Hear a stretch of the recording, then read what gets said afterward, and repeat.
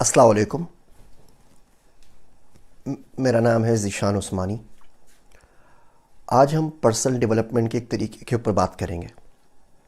اس طریقے سے آپ زندگی میں آگے بڑھ سکتے ہیں، آپ دنیا میں آگے بڑھ سکتے ہیں، آپ اچھے ڈیٹا سائنٹسٹ بن سکتے ہیں، آپ خوب مال و دولت اور پیسہ کما سکتے ہیں، بہت ساری زندگی کی چیزیں آسان ہو سکتی ہیں۔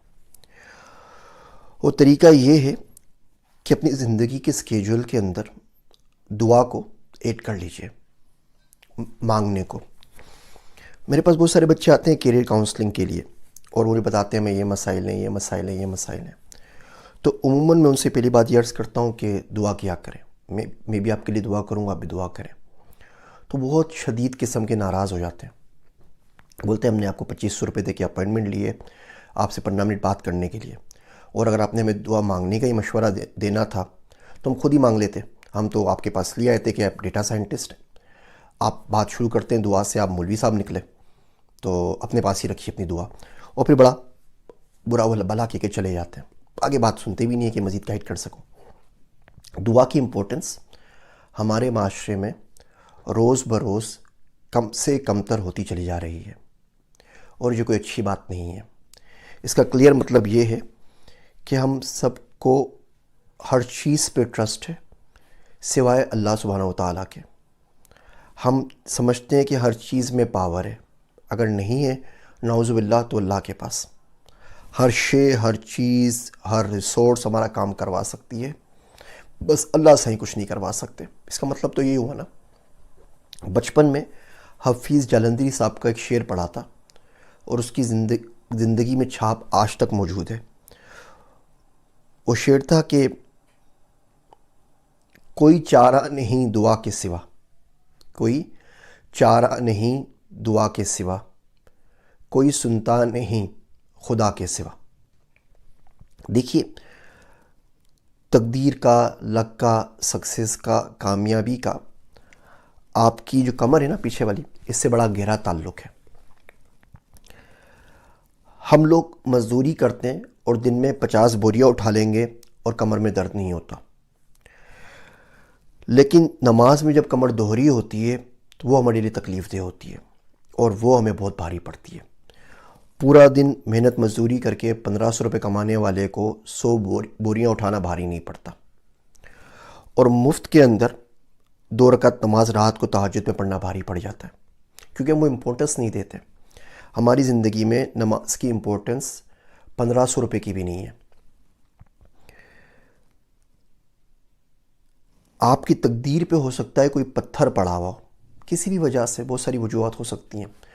تقدیر کا شر ہو، زمانے کا جبر ہو، کسی کی آہ لگ گئی ہو، کسی کی بد دعا لگ گئی ہو، کوئی عمل ایسا کر دیا ہو جس نے آپ کو خود آگے بڑھنے سے روک دیا ہو۔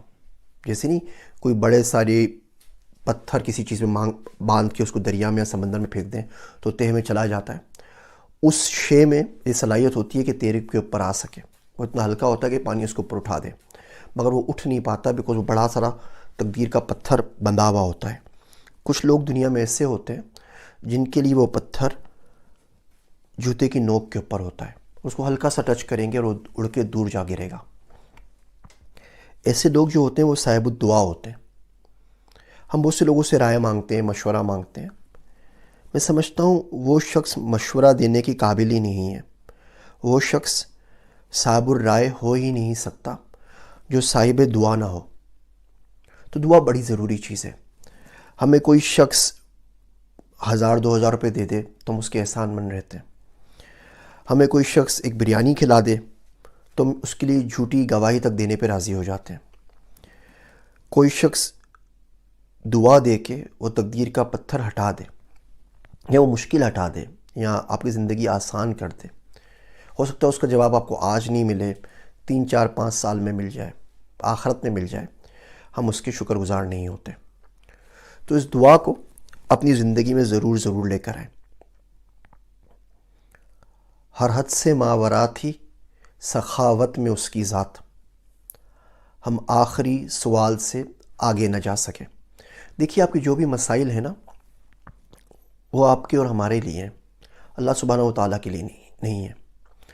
اللہ کہتے ہیں مجھ سے مانگو تو میں دوں گا، اور میں ایسا دینے والا ہوں کہ کوئی مجھ سے مانگے تو میں خوش ہوتا ہوں، اور یہ چیز میرے اختیار میں بھی ہے۔ یعنی اللہ آپ سے خود کہہ رہے ہیں کہ میرے پاس آؤ، اٹھو اور مجھ سے مانگو، اور جو کچھ بھی تم مانگ رہے ہو یہ میرے اختیار میں، میرے اختیار سے باہر نہیں ہے، اور یہ میرے پاس پڑا ہوا ہے۔ اور اگر میں تمہیں دے دوں تو اتنی بھی کمی نہیں ہوگی، جتنا سمندر میں سے چڑیا پانی پی لے تو اس کی چونچ میں جو پانی آتا ہے اتنی کمی ہو جاتی ہے، پھر وہ نہ دے۔ یہ بات تو بڑی خلاف سنت ہے نا، ایسا ہو نہیں سکتا۔ تو مانگے اللہ سے۔ شاعر کہتا ہے کہ تقدیر جسے کہتے ہیں وہ اس کی رضا ہے، وہ چھوٹے بڑے سارے خداؤں کا خدا ہے۔ دیکھیے اس کو تو اسمبلی سے بل پاس نہیں کروانا نا، اس سے تو کسی سینٹ کے پاس نہیں جانا، کسی آرمی چیف کے پاس نہیں جانا، کسی پرائم منسٹر کے پاس نہیں جانا، کسی سٹیزن پورٹل پہ کمپلین لانچ نہیں کروانی۔ وہ تو چاہے گا اور ہو جائے گا۔ بچے بولتے ہیں کہ جی ہم 10 سال سے پڑھ رہے ہیں اور ہمارا کام نہیں ہو رہا، 20 سال سے پروفیشنل لائف کے اندر ہیں اور ہم لوگ گھر نہیں لے پا رہے، 10 سال سے ملک سے باہر جانے کی کوشش کر رہے ہیں لیکن باہر نہیں نکل پا رہے۔ تو میں ان سے پوچھتا ہوں اچھا آپ نے دعا مانگی، 10 سال میں آپ روز 8 گھنٹے کام کر رہے تھے، تو آپ نے کوئی 80,000 گھنٹے کام کر لیا، تو یہ بتائیے کہ اس میں سے کتنے گھنٹے آپ نے دعا کو دیے؟ 80,000 آورز 10 سال میں نہیں ہوتے، یہ جو ہماری 40 سال کی پروفیشنل لائف ہوتی ہے اس کی زندگی میں ہوتے ہیں۔ ایک ویب سائٹ ہے 80,000 آورز، وہ ضرور دیکھیے گا، اس میں بتایا گیا ہے کہ آپ اپنی زندگی کا جو ورک کا جو ٹائم ہے اس کو پروڈکٹیو کیسے بنا سکتے ہیں۔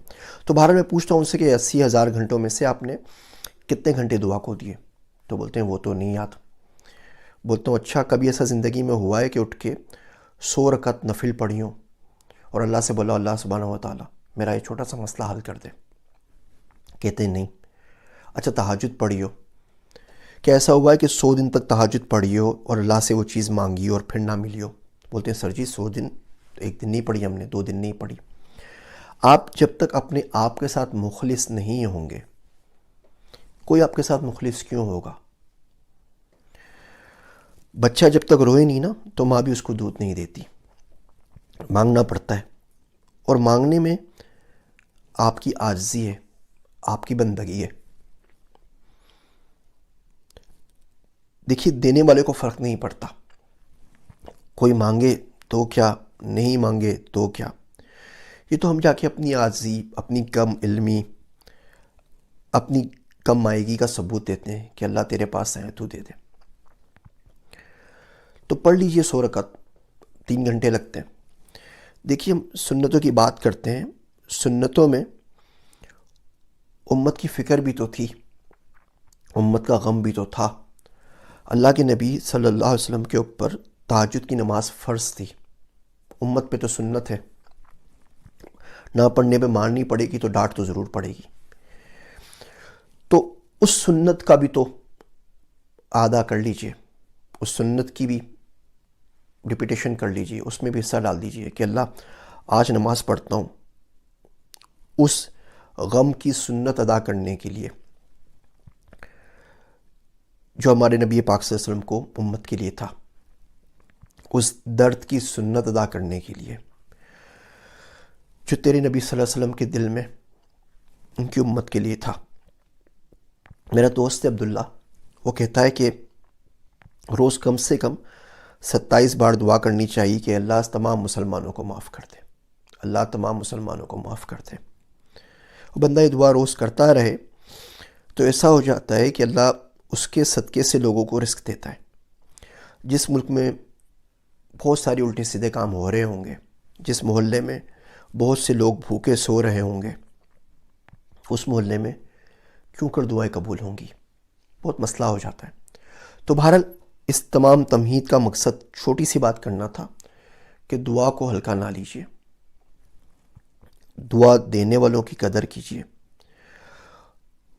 کب مالک کہاں کس کی کیوں سن لے ہمیں نہیں پتہ، اللہ کا کسی سے لگا نہیں ہے، اس کی ذات بہت وسیع ہے اور بہت عظیم ہے۔ چھوٹی چھوٹی دعائیں بڑے بڑے کام ضرور کروا دیتی ہیں. جہاں نماز اور دعا، اس سے بڑا ہتھیار شاید ہی مومن کے پاس کوئی ہو. بندہ وہاں جا کے رو لے، میسنی سی شکل بنا کے بیٹھ جائیے، جس زبان میں جائے چاہے مانگے، سندھی میں مانگے، پنجابی میں مانگے، اردو میں مانگے، بنگالی میں مانگے، جس میں چاہے مانگے، اور اب سے کہیے کہ اللہ میاں یہ مسئلہ اٹک گیا ہے، کچھ سمجھ بھی نہیں آ رہا، کوئی ہاتھ نہیں پکڑ رہا. اب سنت سے دیکھیے، رسالت پناہ صلی اللہ علیہ وسلم کے اوپر ابھی نبوت نہیں آئی تھی، وہ غار حرا میں جاتے تھے تو دعا مانگتے تھے. ملا علی قاری کی کتاب جو میں آپ کو ریکمنڈ کرتا ہوں بار بار، حزب الاعظم والی، اس کو پڑھ لیجیے. اس میں لکھی ہوئی ہے کہ جبرائیل علیہ السلام، میکائیل علیہ السلام کہ اللہ، اسرافیل علیہ السلام کا نام نہیں لیتے تھے، جبرائیل علیہ السلام، میکائیل علیہ السلام کا نام لیتے تھے. اے وہ اللہ جس نے آسمان و زمین کو بغیر کسی مثال کے پیدا کیا ہے، اے اللہ جن چیزوں پہ لوگ اختلاف کرتے ہیں مجھے صحیح راستہ دکھا. تو مانگتے رہیے روز اللہ سے کہ اللہ دھیان سے رکھنا، اللہ سنبھال کے خرچ کرنا، اللہ ضائع نہیں کرنا، اللہ کے آس پاس ہی رہنا چاہیے. پتہ نہیں کب کون سا کوئی کام لے لے، اللہ سے دور جانا ہی نہیں چاہیے. تو اس دعا کو کسی اور کے لیے نہیں تو اپنے لیے تھوڑا سا مقدس سمجھ لیں، تھوڑی سی اہمیت دے دیں. اس سے اتنا کچھ ملتا ہے جس کا آپ سوچ نہیں سکتے، اور اس کا کوئی تعلق قابلیت کے ساتھ نہیں ہے، قبولیت کے ساتھ بھی نہیں ہے. بہت سے اللہ کے مقبول بندے ہوتے ہیں اور اس کی تنگی ہو جاتی ہے.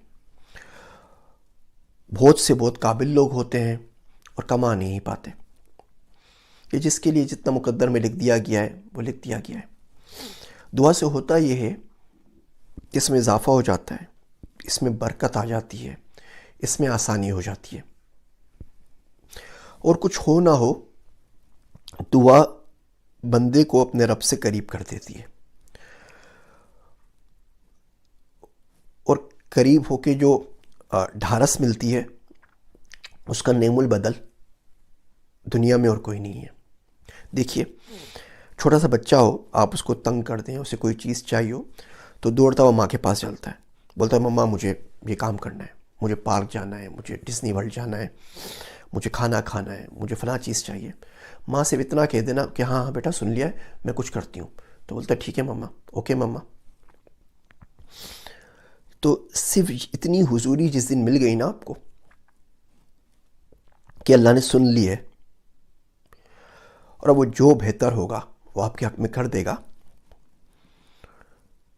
یہ حضوری جو ہے یہ دعا قبول ہونے سے زیادہ اہم ہے، اور زیادہ بڑے انعام کی چیز ہے. بہت اچھی بات ہے یہ. تو بہرحال دعا مانگیے گا، میرے واسطے بھی دعا کیجیے گا کہ اللہ مجھے دعا کرنا سکھائے. شاید آپ میں سے کسی لوگ کی دعا، کسی کی دعا میرے حق میں لگ جائے، اللہ کرے ایسا ہو. مزید کچھ باتیں کریں گے، آج کل کچھ ٹائم ہے تو کوشش کروں گا کچھ ویڈیوز ریکارڈ کرا دوں. میری باتیں سننے کا شکریہ. مجھے اپنی دعا میں یاد رکھیے گا. میں ہوں آپ سب کا ذیشان عثمانی.